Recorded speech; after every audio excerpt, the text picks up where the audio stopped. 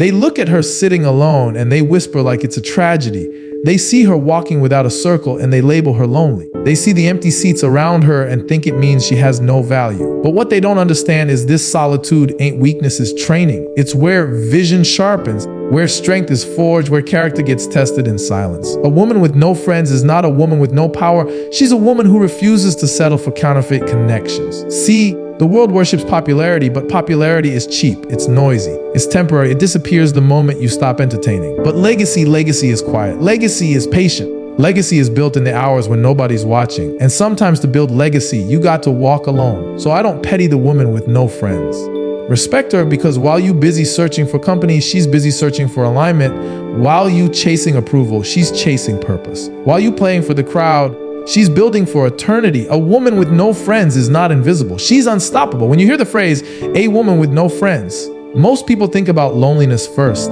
They think about a life where nobody calls, nobody checks in, nobody to share laughs with, nobody to cry to. That picture in their mind is heavy, almost tragic, like something's missing. But if you really step back and look deeper, what they call isolation can often become independent. What the world might call alone, she might call free. Because when you don't got friends crowding your circle, when you don't got noise in your ear every day, you get a rare gift that most people never learn how to handle: silence. And silence, that quiet space, can either crush you or it can build you. It depends on how you see it. For a woman with no friends, that isolation becomes a mirror. Every moment by herself forces her to see herself with no filters, no distractions, no voices telling her who she is or who she should be. A lot of people don't know themselves because they never had to sit alone long enough to ask those hard questions. They keep people around just to avoid the echo of their own thoughts. But when you got no one else, when the phone don't ring, when your social calendar is empty, you either fall apart or you build yourself into something unshakable. That's where independence is born. Think about it. Most people live their life reacting to what their friends say, reacting to what their crew is doing,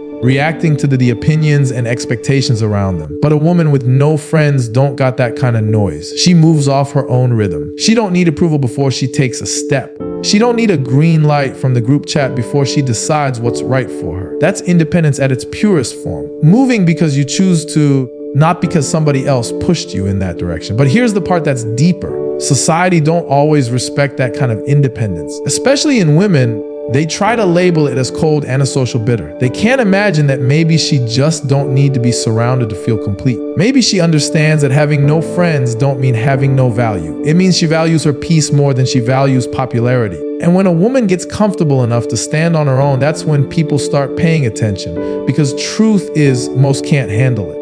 The difference between isolation and independence is mindset. Isolation is when you feel trapped in your solitude, when you're waiting on someone to come fill the space. Independence is when you take that same solitude and turn it into fuel. It's when you say, I got me, I trust me, I believe in me, I move with me. That's not a punishment, that's power. Because once you learn how to survive and thrive without the constant company of others, you stop being afraid of being left out. You stop being afraid of being abandoned. Nobody can use loneliness as a weapon against you if you already turn that loneliness into strength. And it's not just about sitting alone in a room. It's about what you build in that room. A woman with no friends often finds herself pouring energy into her vision, into her craft, into her goals. She got hours of focus that somebody else might waste gossiping or chasing validation. She can take the pain of not having people around and turn it into productivity, into wisdom, into art. That's how legacies are built. Some of the strongest people didn't rise because they had a crew holding them down. They rose because they had nobody and they had to figure it out with nothing but their own drive. When you depend on friends too much, you depend on borrowed energy, and borrowed energy runs out. But when you learn to pull from yourself, when you teach yourself discipline, when you master your own space, that's a battery nobody can drain. That's why what the world sees as isolation can actually be the birth of independence. Because once she learns she don't need a circle to keep her standing, she becomes unstoppable. She can still welcome people, she can still love, she can still connect.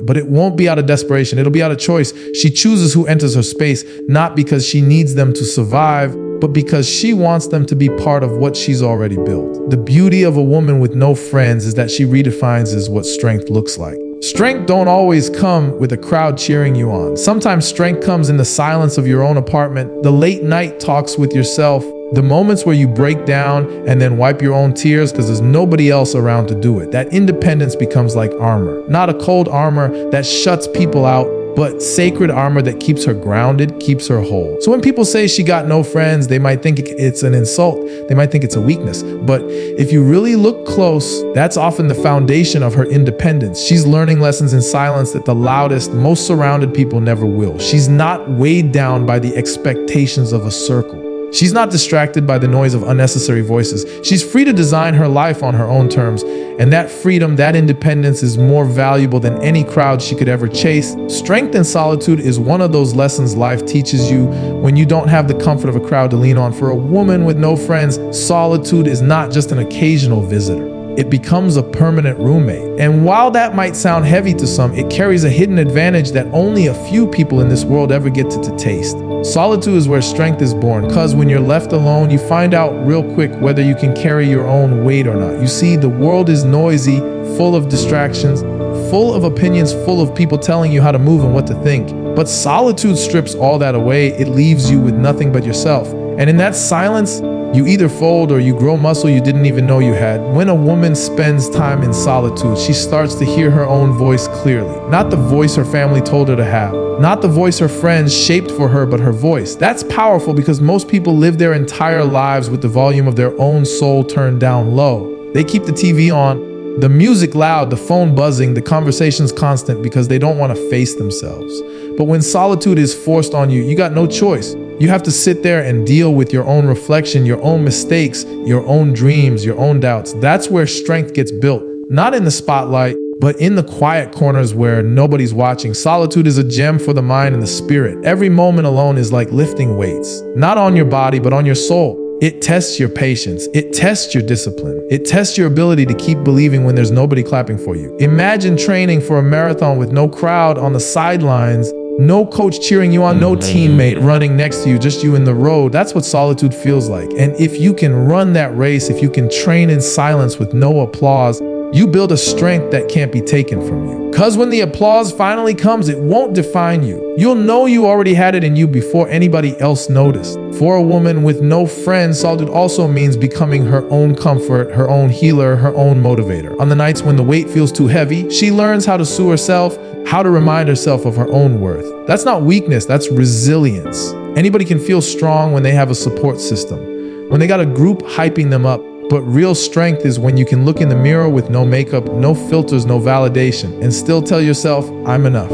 I'm built for this. That kind of self-talk is forged in solitude when nobody else is there to tell you those words. And solitude doesn't just create emotional strength, it creates vision. When you got space and quiet, your mind stretches in ways it can't when you're constantly surrounded. That's why some of the greatest ideas, the most legendary breakthroughs come from people who knew how to embrace being alone. A woman with no friends can sit with her thoughts long enough to connect dots, to imagine possibilities, to sharpen her goals while others are out wasting energy trying to fit in. She's building clarity. She's not distracted by drama, by gossip, by the constant pull of social circles. She's in her own lane, and in that lane, she starts to see the road more clearly than anyone else. Strength and solitude is also about learning how to move without depending on outside energy. A lot of people are addicted to being surrounded because they don't know how to generate their own fuel. They need someone to inspire them, someone to push them, someone to make them feel valuable. But when a woman learns how to survive in solitude, she becomes her own generator. She don't need borrowed energy. She don't need someone else's push.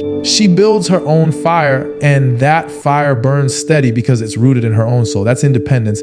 But it's also strength because once you know how to stand alone, you become unshakable even when the world around you collapses. It's not easy though. Solitude can feel like a cage at first. It can feel like punishment. People will even tell her something's wrong, like being alone means being broken. But with time, she starts to see it differently. That cage was actually a classroom. It forced her to learn lessons most people never face. Lessons about patience, about resilience, about knowing your own worth without having to prove it to anyone else. Those lessons are invisible to the outside eye, but they shape her character. And character is what carries you through storms, when talent, beauty, or charm fade away. There's also a spiritual side to solitude. When you're alone, you can hear things that you'd miss in the noise. Call it intuition, call it God, call it the universe. Whatever name you give it is a deeper voice that speaks in silence. A woman with no friends often finds herself in tune with that voice. She starts to trust it. She starts to follow it. And that trust builds strength like nothing else. Because once you believe you're being guided, once you feel that inner connection, you stop chasing outside validation. You know you're exactly where you're meant to be. Even if it's just you standing there, that's the gift of solitude. It doesn't just strip you bare. It rebuilds you stronger. It makes you sharp. It makes you resilient. It makes you unbreakable. A woman who's been through solitude and found her strength there is a woman you can't control. You can't manipulate.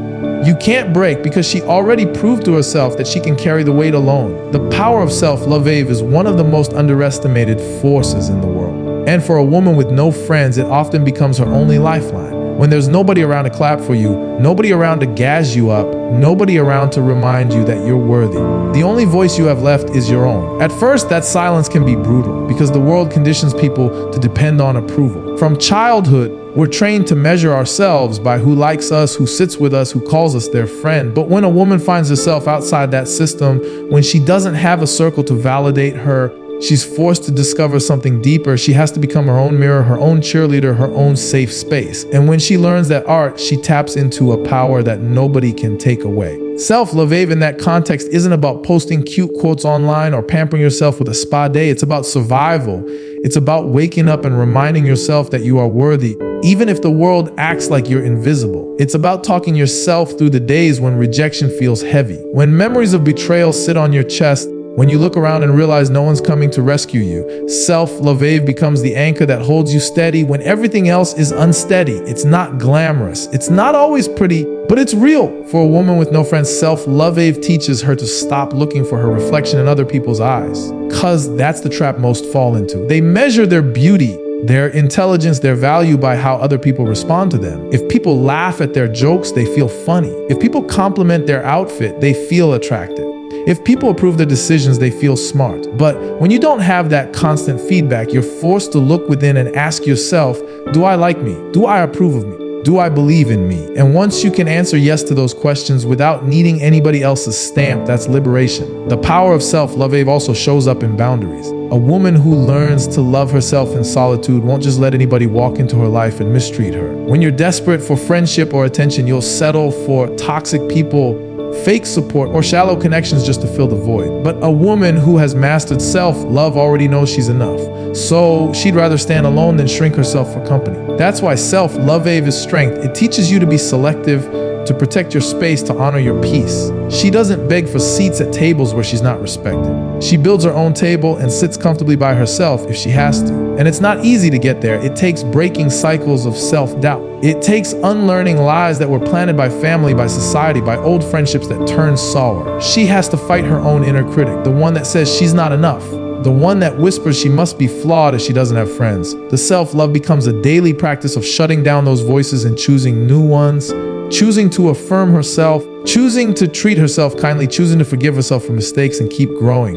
It's not a one-time thing. It's a discipline, a muscle you keep building every day. There's also a creative energy that comes from self-love. When you're not begging people to see you, you start creating for yourself. Maybe you write, maybe you paint, maybe you build a business, maybe you just pour energy into your health or your craft. But whatever it is, you do it from a place of genuine care for yourself, not to impress, not to gain approval. That authenticity shines because it's rooted in love, not in neediness. People start to notice, but by then it doesn't even matter because you already validated yourself long before the world caught up.